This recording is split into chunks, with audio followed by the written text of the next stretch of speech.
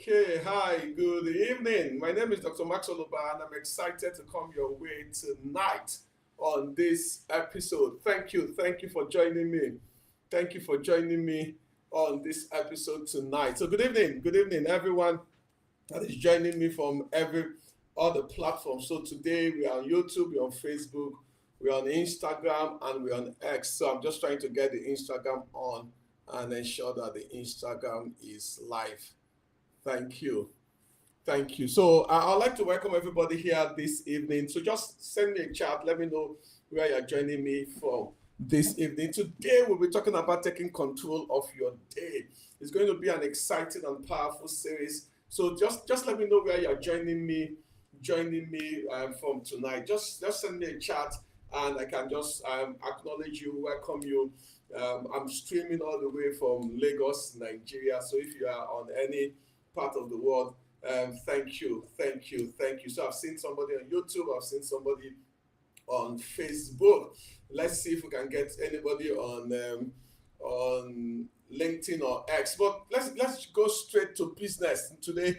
It's an exciting series, and guess what? I'm sure you will learn something this evening. Let me put my slide on so that we can get started this evening. I want to welcome everybody this evening. So just quickly confirm to me that you can see my slide. If you can see my slide on any of the screens, quickly confirm to me whether on YouTube or Facebook. If you can see the slide, just send yes, and so that I can continue my presentation. I'd like to welcome everybody to this. This is episode 5 of Maximizing 2024, and today we'll be talking about taking control of your day. Can you see my slide? Yes, thank you. So let's get straight to business, the business of today. Let's get straight to business, the business of today. Somebody will ask, okay, so what are we doing here in this series, Maximizing 2024? The goal is actually to inspire you to achieve greatness. My belief is that every man born, male, female, has the capacity for greatness. But sometimes in going through life, that capacity is locked or taken out of us or killed. And what I want to do here in this series is to help you discover your potential, your greatness, and help you write a new chapter in your own journey to greatness. So when you talk about success, there are two things that are important here: principles and practices. Principles are what I call they are universal and enduring concept. Whether you're in Nigeria, you're in Ghana, you're South Africa, or you're in the UK, principles would work for you. Now, practices might be slightly different. Take the principle of respect. Across all society, respect is a fundamental principle. But how respect is practiced in different societies are different. So what I'm teaching are principles. Then you take the principles, you customize it to your environment, and make it a practice that is unique to you. So any practice that is not founded on principles will not endure for a long time. It can last for a month, 2 weeks, but it will not endure. So what we pass from generation to generation are enduring principles that will inspire us to accomplish greatness. Let's go straight into the presentation today. You see, to maximize 2024, you need to start by maximizing your day. And one way to maximize your day is to take control of it. So if you take that greeting when we started the series, Happy New Year, to maximize the year, you need to maximize your month. To maximize your month, you need to maximize your week. To maximize your week, you need to maximize your day. You can break it down to your hours and to your minutes, but I want to keep it to your day. So, and how do you maximize it? You do that by taking control. And we'll talk about what it means to take control of your day in this series. What I want to do here is I just want you to see the comparison between time and money. And they look as if they are not similar, but you can actually see some similarities between time and money. What do I mean? As soon as you get money comes, as soon as you get paid or you earn an income, you notice that there are demands on that money.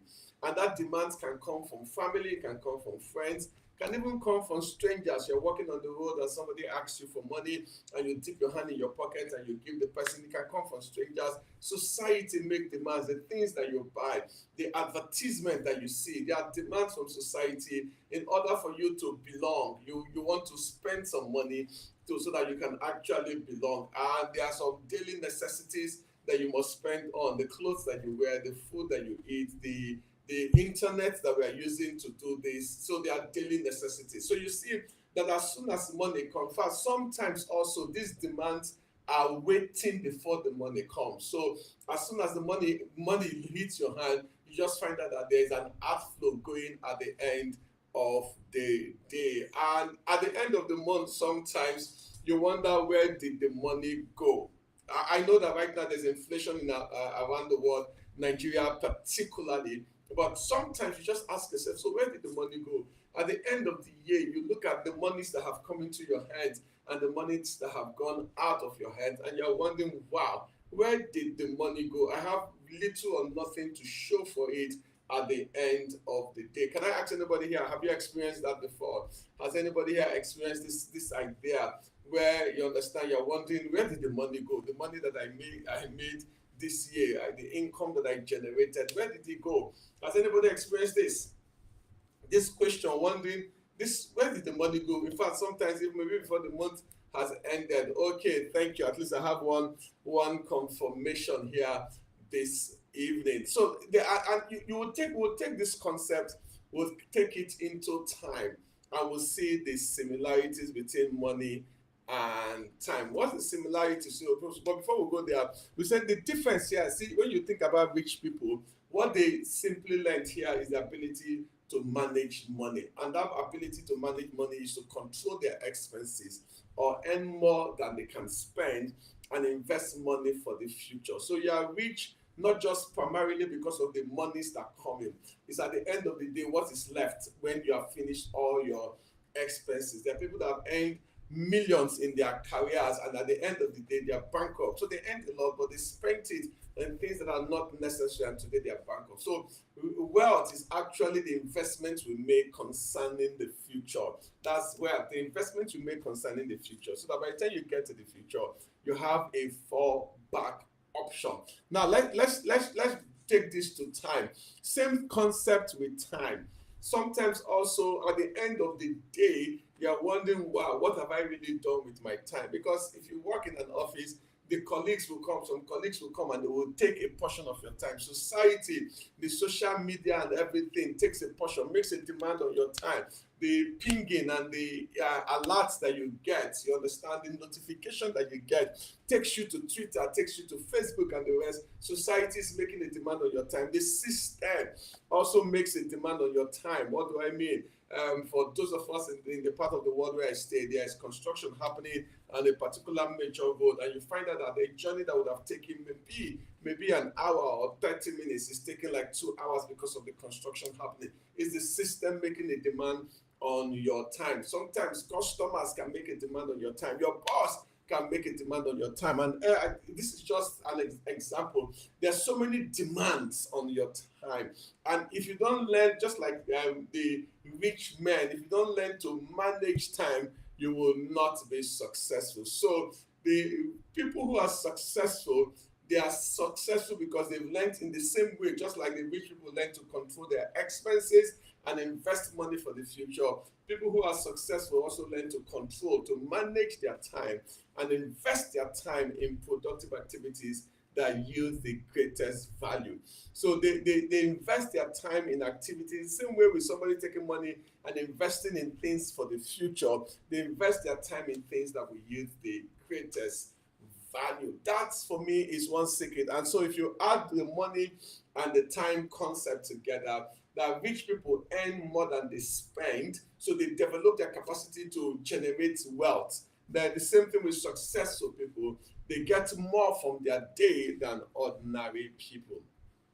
They get more from their day than ordinary people. So if you can extract more, it's like an orange juice. If you can squeeze more, they get more from their day than ordinary people. So how do we ensure that we get more from our day? We take control of our day and we begin to invest our time in things that are productive. This will be like a 2 or 3 part series. So I'm not going to rush the concept. I'll take 1 or 2 principles or 3 principles, and we'll continue next week. We'll talk about how to become more productive in the day. So what I'm doing here today is just laying the foundation. So this is now the steps or the principles or the strategies. How do we take control of our time and our day so that at the end of the day we can extract more value? So let's start with the simple, foundational, elementary stuff as you start this process.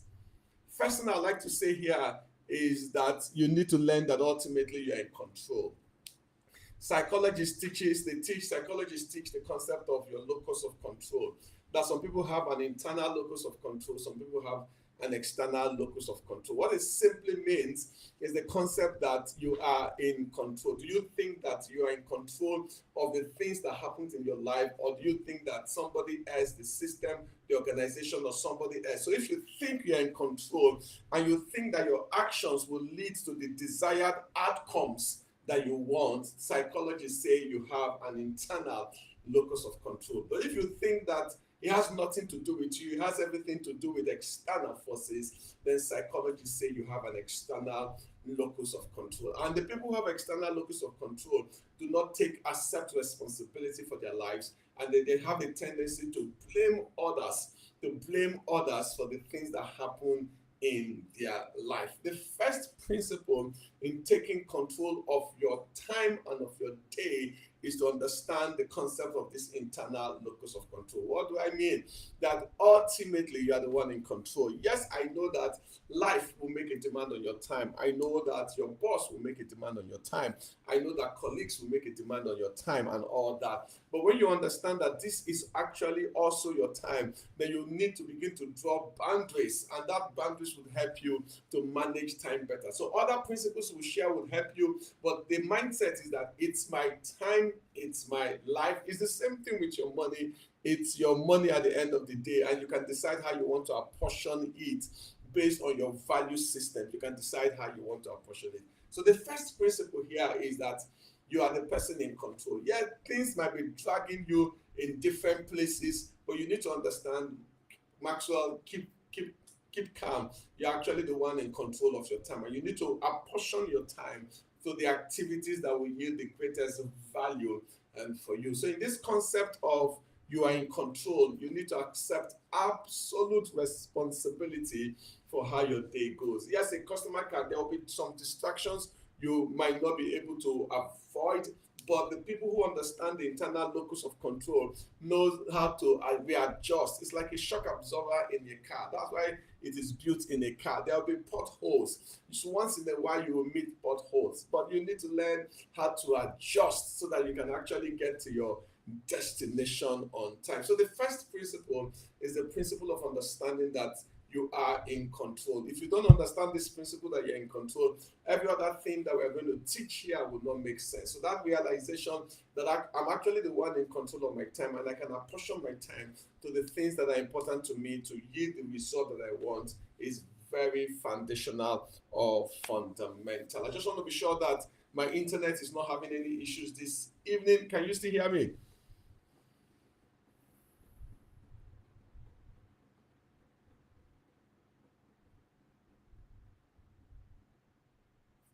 Okay, thank you. I've just gotten a feedback that yes, you can still hear me. So let me move on. That's the first principle here. Principle number one is I am in control. I cannot continue to blame the economy, my boss. I cannot continue to blame the environment. You understand? I cannot continue to blame the disruptions of the day. I am ultimately in control. Having realized that, you need to go to pointer number two. Point number two says you need to not track time. Time is like money. You spend it. And sometimes money is spent on the things that do not add value to the individual. Now, at the end of the day, the same thing, you need to track. One of the secrets of managing money is track your expenses. It's the same thing. You need to also track your time budget, so to speak, how you spend your time. And what I'll say to you here is for the next 5 days, 3 days, whatever number of days, is for you to find out where do I spend my time. Now, there's a framework I teach every time I teach time. It's called the TIME framework. And some of you that have attended my classes or one or two of my programs might have heard the framework. That every activity you're engaged in life, the same thing with money and time, every activity you're engaged in life can be divided into three, every activity. And I call that investment, I call that maintenance, I call that expense. Now, I'll explain what they mean. An investment activity is that activity, just like an investment that you have, that would yield a greater return in the future. That's what an investment activity is. So when a marketer every morning goes out to look for customers, that's an investment activity. Because if he gets that customer, it will yield a greater return. When that marketer goes online to learn how to presentation skills, or learn how to negotiate, that's an investment activity. Because he is spending that time in an activity that has a future benefit. That is an investment activity.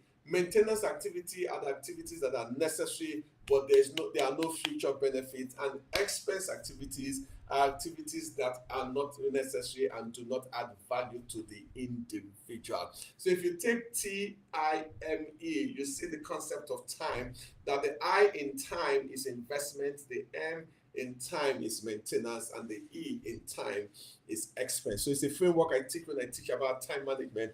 And I said the T is the total quality of your life.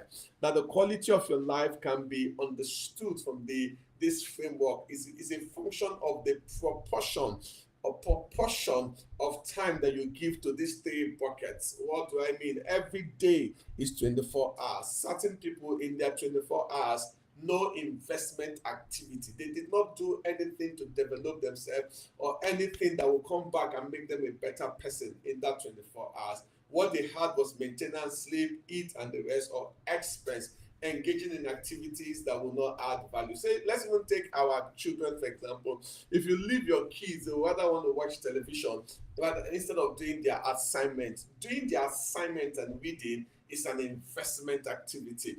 Television at this particular time might be maintenance or an expense. If you, instead of them to be reading their books or writing, doing the assignment. At that times when they've done a lot, they've worked for a lot, and say take a break and watch television. Yes, at that point in time, television is a maintenance activity for them. So every activity in your life can be classified into three, whether they're investment, whether they're maintenance, and whether they're expense. In point number 2, you need to track, this is January 31st. You need to track, you might not be able to track what has happened today, but you can. After this presentation, just look at your day and ask yourself, this activity, how many hours was I engaged in this activity? Is it an investment activity? Would it yield, or is it a maintenance activity? Is it an expense? And by the time you do that, you cannot see the proportion of the amount of time you are dedicating to expense activity. So what we say in time management here is increase investment, reduce expense. Because at the end of the day, you have 24 hours.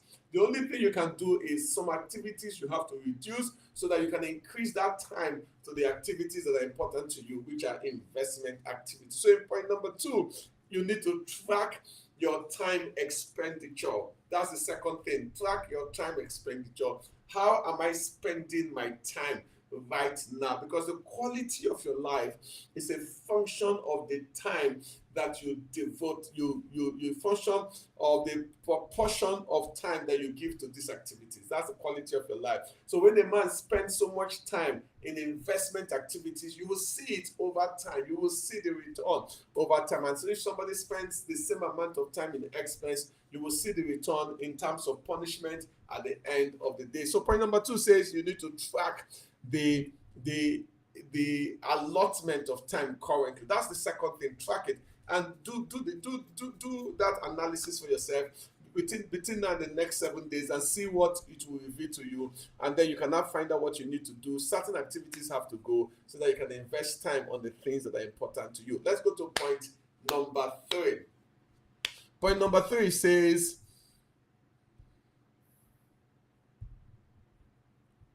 can you people still hear me? Point number three says, what's point number three? Point number three says you need to plan your day ahead. So now, in point number one, I am in control. In point number two, I track my time. You understand? So I know and I classify that which one is investment, which one is maintenance, which one is expense. In point number three, you need to plan your day ahead. And in this plan your day ahead, I want to talk about Newton's first law of motion, that every object will remain at rest or in uniform motion in a straight line until an external force is impact acted on it. So it simply, for me, I can take that law and call it also the law of habit. You will continue to do the same thing. You will continue to do the same thing. You will continue to spend time the same way you are spending time until you decide to do something different. So this is where the law of habits comes into play. A lot of us are creatures of habit, and our habit guarantees that we will repeat the same activities. At a certain time, you will default to a particular activity and you do. You get to office, your habit will tell you that it's time to first. Some people get to office, the first thing they do from 8 to 9 is to go online and check. Your habit. Every object will remain at rest or in uniform motion. That law number one says you can actually predict the trajectory of somebody's life until the person decides to do something different. Now, in that word until starts with you deciding your day and saying, this is how my day is going to look like tomorrow. So that until starts with you prioritizing your day or planning your day ahead. So until you have a plan, and when I mean a plan, I don't mean a Monday plan. I'll talk about it when I come to level number. That's setting goals in that middle point. But let me go to the third point. I'll come to the second point. Now, you see, the principle is the evening and the morning principle. You see, for a lot of people, their day starts in the morning. For successful people, their day starts in the evening. I need to take that again. For a lot of people, our day starts when we wake up. For successful people, their day starts before they sleep. So before they go to bed, they schedule what are the most important activities that will happen in for the next day. They schedule it. And if you check, if you check Genesis chapter 1, even in Genesis chapter 1, it says the evening and the morning were the first day. The evening and the morning. How the day was conceived or designed, it didn't start from the morning. It started from the evening and the morning. So this is what I believe. In the evening, God decides what will happen the next day. In the morning, God will come out and say, let there be light. In the morning, he will do that. The evening and the morning, the evening and the morning, the evening and the morning. Check it. That's how the day was described in Genesis. Evening, morning, one day, evening, morning, second day, evening, morning, third day. That's an eternal and enduring principle of successful people, that they start their day in the evening, and in that evening they plan what would the next day entail, what would be the most important activity for the next day. So in that bullet point in the middle one, I said 1, 3, and 5. I said at the very minimum you should have one major thing that should happen that day, one major investment activity that should happen that day, one major. Now, you should not have, why did I say 5? You should not have more than 5 goals a day. Now, when you have 5 goals, some will be major, some will be minor. Classify them and bring out the number 1. This one is the most important activity for today. Then the others 3 and 5, in that you just put it in that category. So you arrange it. I have 5 goals, but this is my number 1, and that number 1 becomes my anchor goal for the day. Every day must have an anchor goal. That anchor goal is the most important activity for that day. That when I get to the end of the day and look back, even if I didn't do number 4 and number 5, as long as that my anchor goal I accomplished, that day is a great day, or that day is a good day. And it starts with the evening. It's in the evening you tell yourself, what's the most important thing I need to do tomorrow? You plan it. So as soon as you plan it and go to bed to sleep, your mind is already working. You find out that you are energized by the time you wake up, because you have goals, something to look forward to. Remember in the goal setting program,